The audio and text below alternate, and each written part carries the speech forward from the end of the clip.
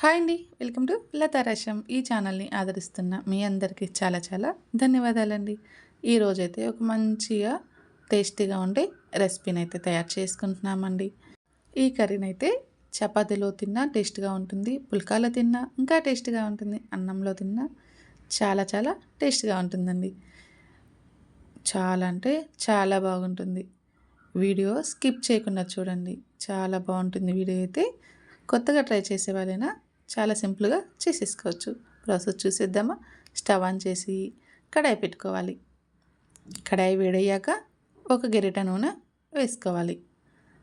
ఒక గరిటె నూనె వేసుకున్నాక నూనె కానీ వేడైనాక పోపు దినుసులన్నీ వేసుకోవాలి.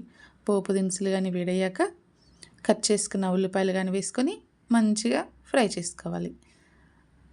ఇప్పుడు కందులండి, ఇవి పచ్చి కందులు, ఉడకబెట్టినవి కాదు, అలానే నానబెట్టినవి కాదు.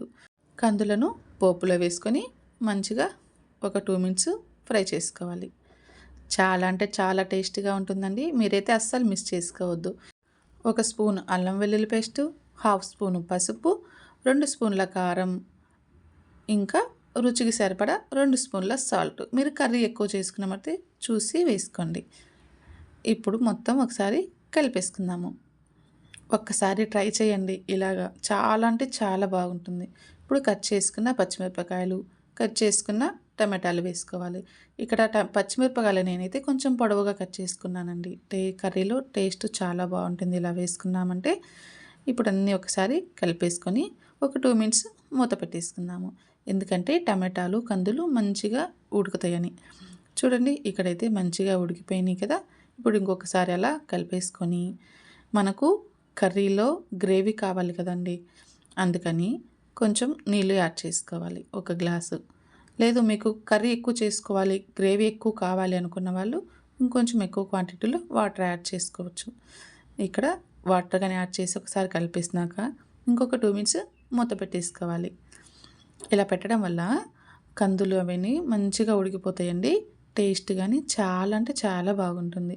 ఒకసారి అలా మూత తీసి కలిపేసుకున్నాక లాస్ట్లో ఒక స్పూను ధనియాల పొడి, హాఫ్ స్పూను గరం మసాలా, ఒక 2 స్పూన్ల కొబ్బరి పొడి కానీ వేసుకోవచ్చు.